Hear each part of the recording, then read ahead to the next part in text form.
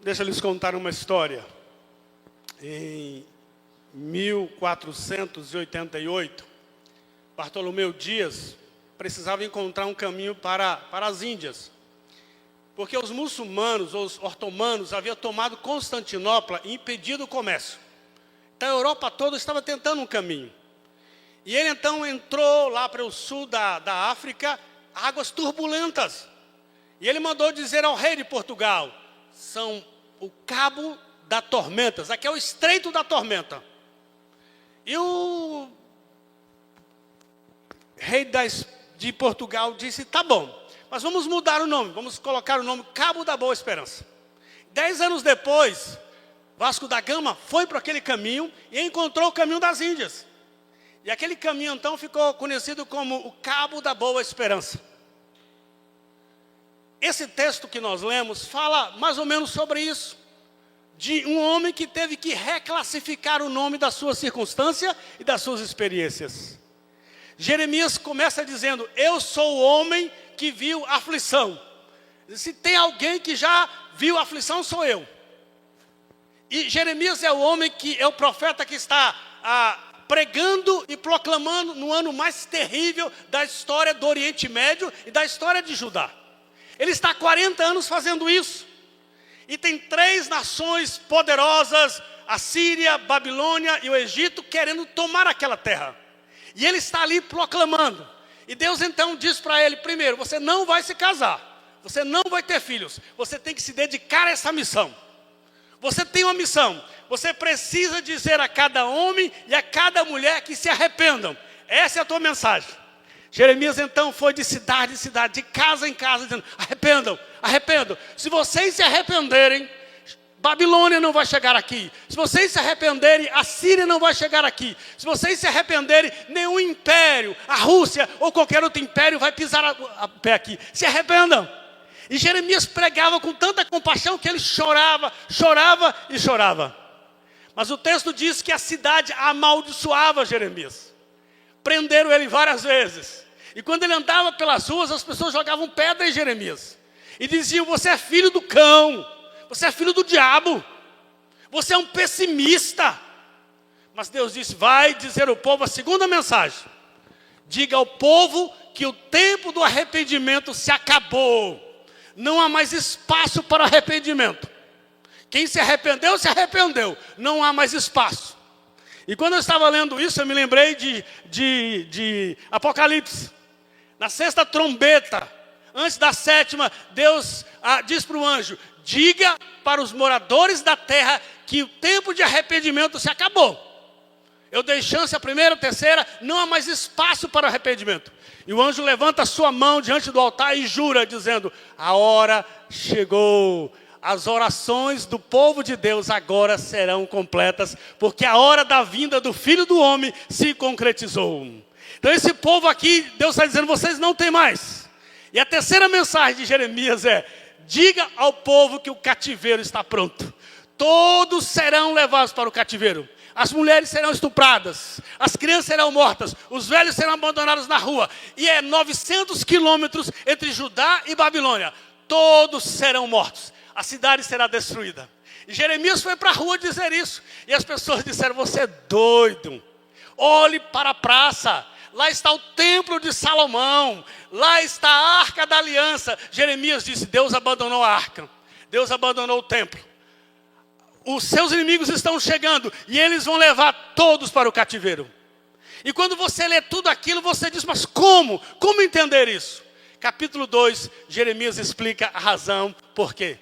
E ele diz no capítulo 2 de Jeremias, ele diz: o povo abandonou a fonte de águas vivas e cavaram para si cisternas rotas. E o texto é tão assustador, porque Deus disse: olha, Jeremias, diga ao povo, vá a Chipre, vá a Quedar, vá ao Egito, vá a Babilônia, vá a Síria. Não há uma nação que abandonou o seu Deus. Os amorreus estão há 500 anos adorando Baal. Todos os povos estão adorando. É a primeira vez na história que um povo abandona o seu Deus. Vocês me abandonaram. Vocês me deixaram. E vocês me trocaram o manancial de águas vivas pelas cisternas rotas. O povo cavou cisternas que não retêm água, porque estavam longe de Deus. E a pergunta que Jeremias coloca é: como é que vocês podem abandonar a água da vida, a fonte da água da vida, pelas cisternas outras? Por que vocês deixaram Deus? E a resposta vem: nós cansamos do culto. Nós não aguentamos mais esse culto. Pensa no culto chato. É o culto de Deus, de Yahvé. Você sai de casa, chega lá, tem os louvores, tem as orações e tem a pregação. Depois você vai para casa de fantástico. Só isso. Agora, do lado do templo tem um templo de Baal, onde você adora o Baal. Ali é um culto animado. No culto de Baal tem 3 coisas animadas. Primeiro, tem um sacrifício de crianças ao deus Moloque. Moloque era um deus de latão, de mão estendida, onde fazia uma fogueira e queimava as crianças. Enquanto as crianças choravam, eles tocavam pandeiros para abafar o grito das crianças. Mas o culto de Baal também era um culto de orgia. Era o culto da sensualidade para Deus Afrodite. E o culto era mais ou menos o seguinte: quanto mais sexo, melhor. E a terceira coisa que tinha no culto de Baal era cachaça. E eu penso o seguinte: havia um aviso para todos os adoradores: não tire a roupa vindo para o culto. Não beba cachaça vindo para o culto. Você só pode tirar a roupa e beber cachaça na frente de Baal, aquela estátua grande que ficava lá. Aqui você vai ter orgia, aqui você vai ter cachaça e aqui você vai ter diversão. Venha para cá. E havia no templo de Salomão, no templo de Israel, havia um quadrozinho dizendo o que está no Salmo 95. Sabe o que está dizendo no Salmo 95? Vinde, adoremos, prostremos e nos ajoelhemos diante do Senhor que nos criou. Amém? O culto de Baal era muito mais animado. Sacrifício de criança. E os pais ficavam alegres: hoje é meu filho, hoje eu quero doar o meu filho para a macumba de Moloque. Eles viviam na orgia, na sexualidade. E eles viviam na cachaça. Esse era o culto que eles queriam. Mas Deus disse uma coisa para Jeremias: Deus julga e castiga o seu próprio povo antes de voltar a sua ira para as outras nações. O julgamento começa dentro da igreja, no seu próprio povo. Antes de Deus acertar as contas lá, Ele acerta as contas com a gente, não é? Porque nós conhecemos Deus. É isso que ele está tremendamente sem entender. Como é que vocês podem abandonar o Deus da revelação pessoal? E ele está fazendo isso, e Jeremias está andando pela cidade. A cidade está destruída, o templo está destruído, há cadáver nas ruas. E o coração dele está amargurado, ele diz: eu não tenho paz. De repente, uma coisa entrou na cabeça dele. De repente, ele diz assim: espera aí, eu estou há meses escrevendo poesia sobre lamentação. Mas agora eu quero trazer à minha memória aquilo que me dá esperança. Eu quero mudar o meu discurso. Eu quero transformar a minha circunstância, a minha experiência. Eu quero mudar o nome disso. Eu quero sair do estreito da tormenta e mudar para o campo da boa esperança. Eu quero mudar a minha história. Porque eu estou falando o tempo todo sobre tragédia. Eu quero então encontrar algo que me dê esperança. Porque Jeremias está navegando por mares de tormenta. Diz: agora eu quero mudar o meu discurso. E o que mudou? Mudou a circunstância? Mudou a cidade? Mudou o povo? Não. Quem mudou foi Jeremias. Quem mudou foi ele. Ele está dizendo: tem coisas que podem produzir na minha cabeça esperança. Tem coisas. E que coisas são essas? O caráter, a fidelidade e a misericórdia de Deus. Quando eu olho para isso, o meu coração se enche de esperança. Então ele diz: eu quero trazer a esperança. Ele passou a enxergar a circunstância na base do caráter de Deus. E então ele entende que a memória é o coração da esperança. Por isso ele está andando ali, vendo até que ele muda a sua cabeça. De repente vem algo sobre ele dizendo: o que eu posso fazer? O que eu posso fazer? O que eu posso pensar para abastecer a minha memória, o meu coração de esperança? Eu vou olhar para o Senhor. Cansei de olhar para os inimigos. Cansei de olhar para a cidade destruída. A memória é o lugar onde a esperança habita. Jeremias disse: eu vou abastecer o meu coração de esperança. Ele diz a memória. Eu quero que algo que traga a minha memória, alguém que sustente a minha relação com Deus. Já estou acostumado com o jornal. Eu abro o jornal e eu vejo que lá em Petrópolis 150 pessoas morreram na enchente. Eu abro o jornal e descubro que ali do outro lado 5 foram mortos pela gangue. Eu abro o jornal e eu vejo que aconteceu uma tragédia. Flamenguistas abrem o jornal e descobrem que o time perdeu. Isso é tragédia. Desculpa aí, turma. Eu não quero mais isso. Eu quero trazer à minha memória coisas novas. E Jeremias descobre uma coisa interessante. Ele descobre que a memória é o lugar das lembranças. E ele descobre que a minha memória tem a capacidade de armazenar coisa ruim. E a nossa memória, ele percebe que nós temos a facilidade de guardar aquilo que dói. Quanto mais uma coisa dói, mais eu armazeno no meu coração. E ele está armazenando isso durante tempo. Mas ele diz, chega, eu quero trazer à minha memória, a esperança do meu coração, aquilo que vai encher a minha vida. Eu quero viver em paz. Eu quero sair do estreito da tormenta e entrar no cabo da boa esperança. Eu quero olhar para coisas novas. Eu quero parar de olhar para a Síria, olhar para o Egito, olhar para a Babilônia, olhar para a cidade destruída. Eu quero olhar para o Deus Todo-Poderoso, que me criou.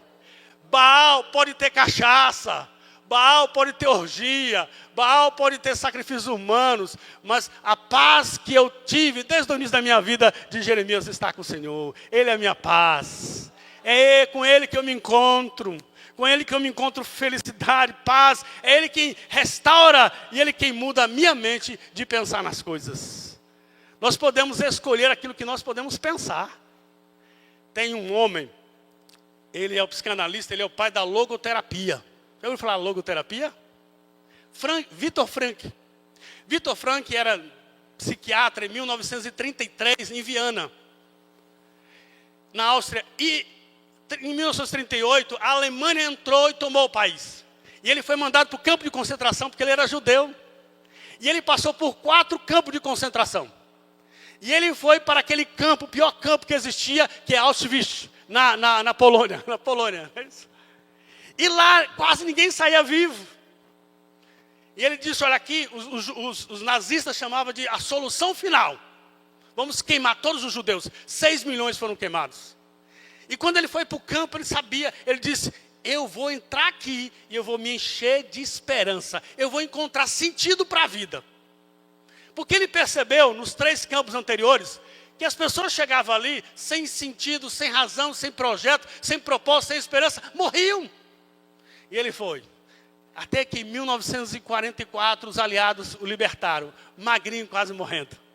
Ele pegou todo esse material, juntou e criou a logoterapia, que hoje os psicólogos e psicanalistas usam tanto, a terapia do sentido da vida. A terapia que diz, em qualquer circunstância que você viva, você pode encontrar sentido. Em qualquer circunstância que você vive, você pode então sair do estreito da tormenta e entrar no cabo da boa esperança. Você pode renomear, você pode classificar a sua experiência. Você diz, mas pastor, o senhor não percebe a minha história. Meu irmão, história todos nós temos. Cada um de nós temos histórias. Tem dias que você começa a semana ali e termina em tristeza. Você pode renomear.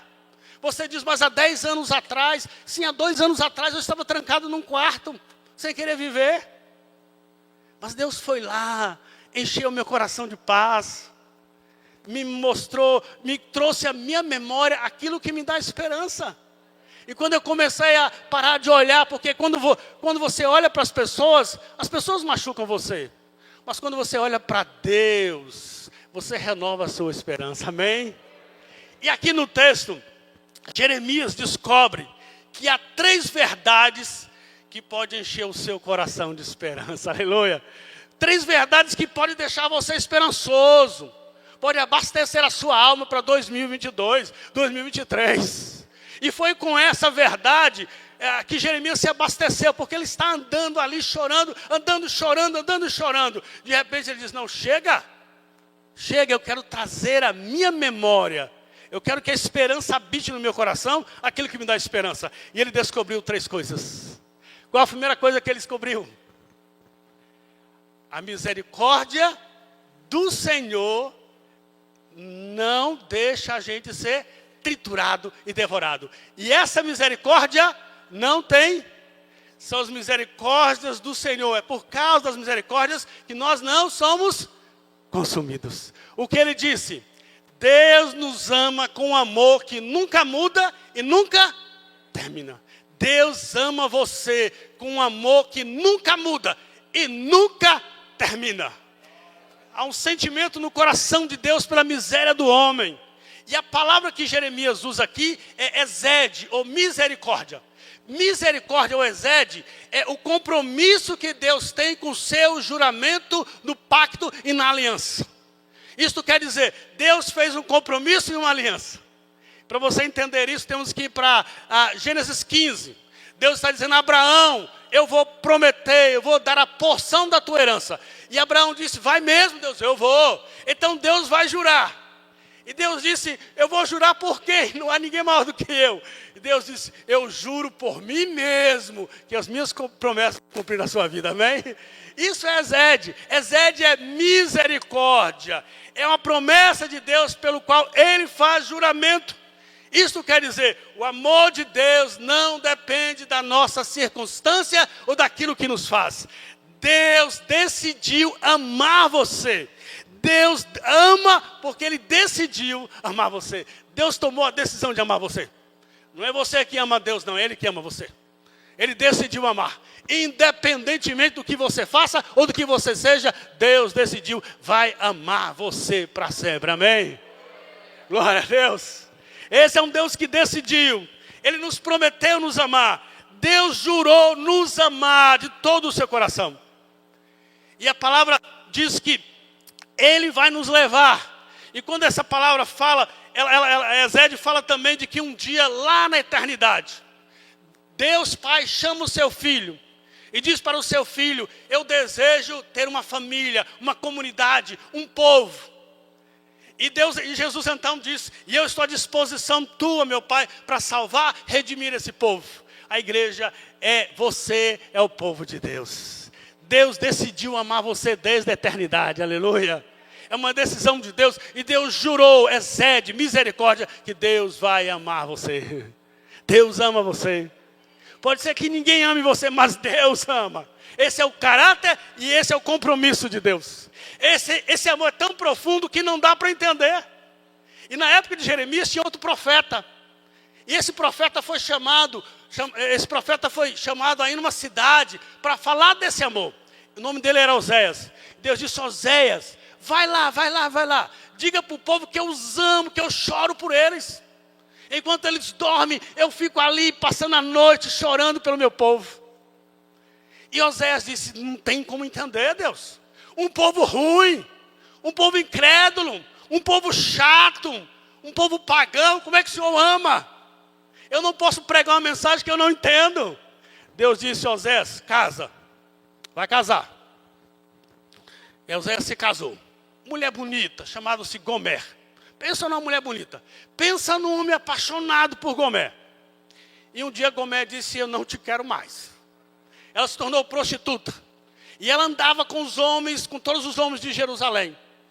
E não só ela se tornou prostituta, mas ela foi vendida no mercado como prostituta. E um dia Deus disse, Oséias, vai lá no mercado, compra a Gomer, traga para casa, cuide dela e volte a amá-la do mesmo jeito que você amava antes. Oséias foi. Comprou, lavou, trouxe para casa, cuidou e começou a sair para a rua com ela. Aí os homens começaram a dizer, eu passei a noite com a tua mulher. Essa daí, eu gastei R$50 com ela lá no mercado. Essa eu conheço, Oséias. Olha, sei não, homem. Esse é o coração de Deus. Você e muitos de nós traímos Deus, abandonamos Deus, nos prostituímos com Deus com outros amores, com outros jogos, outras coisas. Mas Deus, um amor imutável, ama e decidiu em juramento amar você para sempre, amém?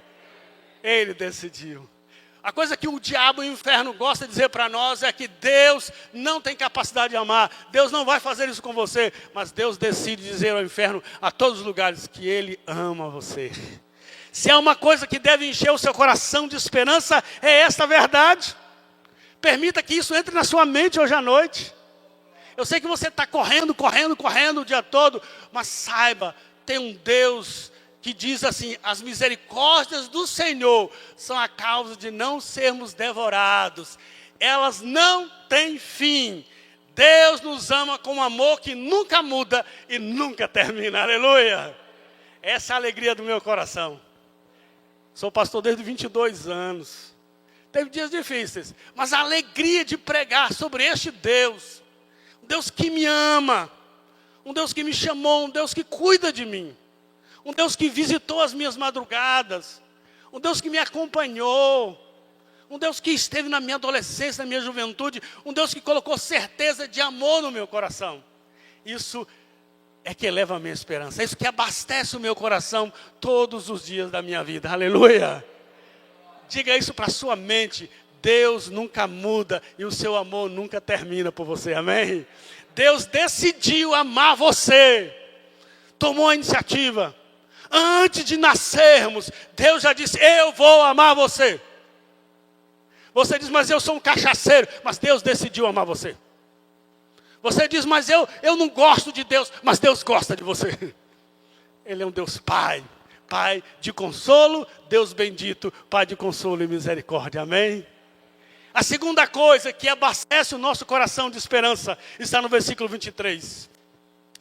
Deus renova a sua bondade e a sua misericórdia a cada manhã.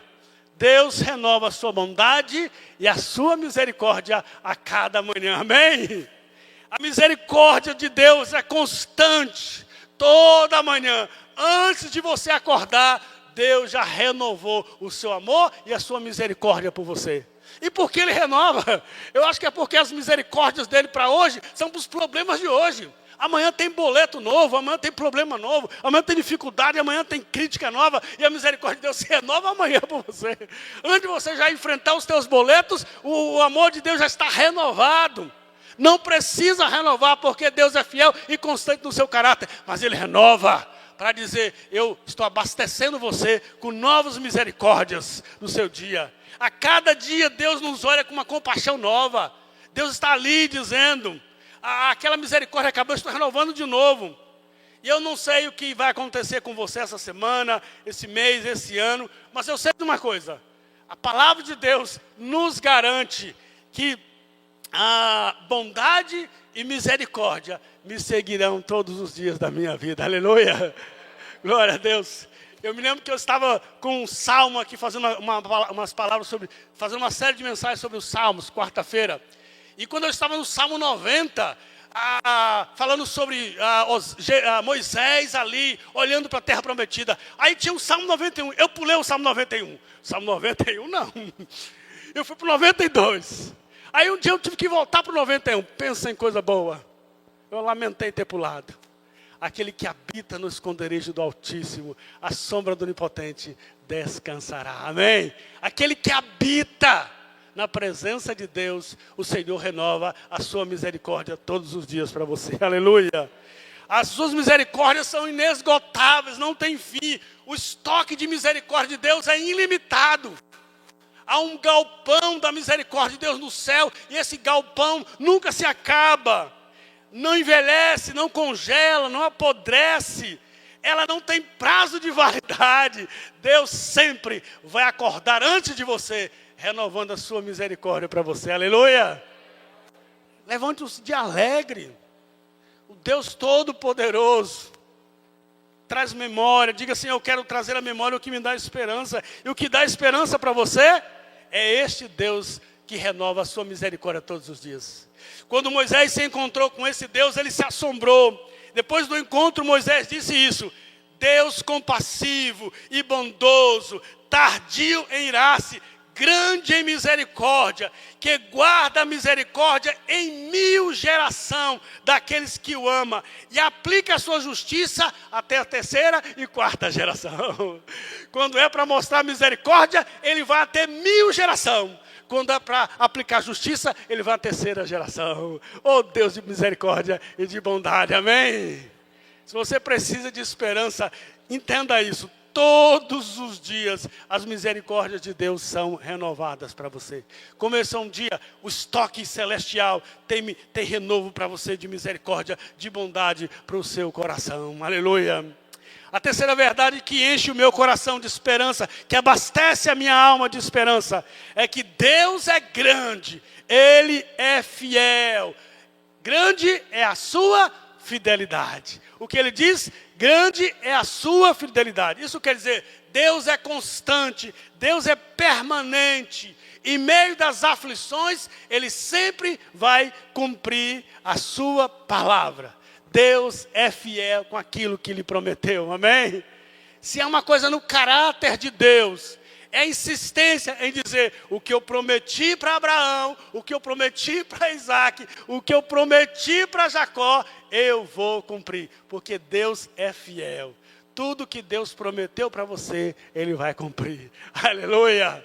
Um dia, na sua glória celestial, nós vamos experimentar, porque esta é a promessa de Deus. Deus é fiel, Ele é justo para nos perdoar e nos purificar de todas as nossas injustiças. Por isso o cristão vive sem culpa. Um dos grandes inimigos da esperança é esquecer as promessas de Deus. Você está meio abalado, você está meio triste, lembre-se que Deus é fiel. Ele tem de sobra promessas e Ele vai cumprir as suas promessas. Talvez o problema é que você está olhando para os boletos, você está olhando para a sua empresa que não está vendendo, talvez você esteja olhando para as circunstâncias, talvez você esteja olhando para o cabo das tormentas, o estreito das tormentas. E quando você olha para o estreito das tormentas, as águas são turbulentas. Mas quando você tira os seus olhos e olha para as misericórdias de Deus, para um Deus que tudo fez e tudo criou e nos sustenta, aí sim as suas experiências começam a ser parecidas com o cabo da boa esperança, amém? Mude o seu pensamento, mude a sua maneira de olhar as coisas. Deus é bom, Deus é fiel e Ele vai cumprir as promessas sobre a tua vida, em nome de Jesus. Aleluia.